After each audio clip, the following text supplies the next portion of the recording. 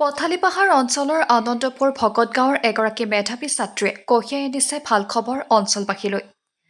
গাঁওখনৰ প্ৰদীপ বৰা আৰু অনিমা বৰাৰ দ্বিতীয় কন্যা ববী বৰাই আজি ঘোষিত অসম উচ্চতৰ মাধ্যমিকৰ চূড়ান্ত পৰীক্ষাত ৯০.২% নম্বৰেৰে বিজ্ঞান শাখাত উত্তীৰ্ণ হয়। উল্লেখযোগ্য যে বিশ্বনাথ জিলাৰ অন্তৰ্গত গহপুৰস্থিত শংকৰদেৱ শিক্ষা নিকেতনত অধ্যয়ন কৰা মেধাৱী ছাত্ৰী ববী বৰাই ফিজিক্স, কেমেষ্ট্ৰি, ইংলিছকে ধৰি ৫টা বিষয়তে লেটাৰ মাৰ্কসহ ৯০.২% নম্বৰেৰে লাভেৰে উত্তীৰ্ণ হয়। ববী বৰাই ইতিমধ্যে ৰাইজৰ বাৰ্তাক জনোৱা মতে ভৱিষ্যতে এগৰাকী সুচিকিৎসক হোৱাৰ মনস্থ কৰিছে। মেধাৱী ছাত্ৰীগৰাকীয়ে মেট্ৰিক পৰীক্ষাতো সুখ্যাতিৰে ৯০% নম্বৰেৰে ডিষ্টিংশ্যন লাভ কৰিছিল।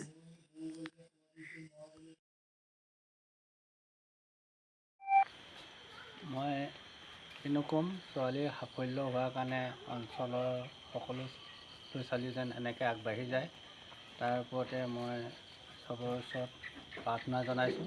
কাৰণ শিক্ষাৰ ক্ষেত্ৰত মোৰ গাঁওখন আৰু অঞ্চলটো এনেকৈ যেন আগবাঢ়ি যায়, সকলো মাক বাপেকে নিজৰ সন্তানৰ প্ৰতি যেন গুৰুত্ব লয়, সেয়ে মই ভাবিছোঁ আৰু সকলোৱে গুৰুত্ব ল'ব বুলিও মই আশা কৰিছোঁ। ভাল লাগিছে।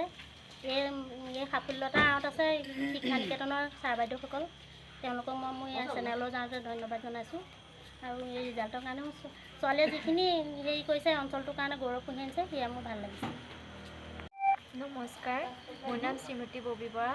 মই শংকৰদেৱ শিক্ষা নিকেতন গহপুৰৰ পৰা এইবাৰ হায়াৰ ছেকেণ্ডেৰী পাছ কৰিছোঁ। মই 90.2% পাবলৈ সক্ষম হৈছোঁ। কি ছাবজেক্টত তুমি লেটাৰ মাৰ্কছ পাইছিলা?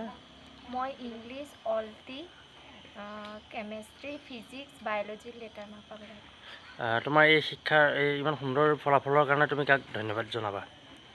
মোৰ শিক্ষক শিক্ষয়িত্ৰীসকলক, যিহেতু মই ৰেচিডেঞ্চিয়েল স্কুলত পঢ়িছিলোঁ, সেইকাৰণে তেওঁলোকে মোক বহুত গাইড কৰিছিলে।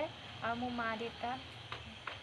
টিউশ্যন বা এনেকুৱা ধৰণৰ কিবা? নাই, আমাৰ টিউশ্যন আছে। টিউশ্যন চিষ্টেম নাই? ভৱিষ্যত কি হোৱাৰ পৰিকল্পনা কৰিছা? মই ডক্টৰ হ'ম। ডক্টৰ হোৱাৰ পৰিকল্পনা। মেট্ৰিকত তুমি কিমান পাৰ্চেণ্টেজ পাইছিলা? মেট্ৰিকত 89। 89 পাইছিলা। এই গোটেই অঞ্চলতে যিহেতু গৌৰৱ কঢ়িয়াই আনিছা, কি ক'বা? ভাল লাগিছে। তোমালোকৰ বিদ্যালয়ৰ পৰা কিমানজনে স্থান পাবলৈ সক্ষম হৈছে?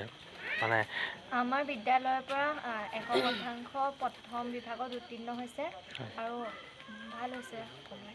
100% গহপুৰ শংকৰদেৱ শিক্ষা নিকেতনৰ পৰা উত্তীৰ্ণ হৈছে আৰু গোটেইখিনিয়ে প্ৰথম বিভাগ পাইছে।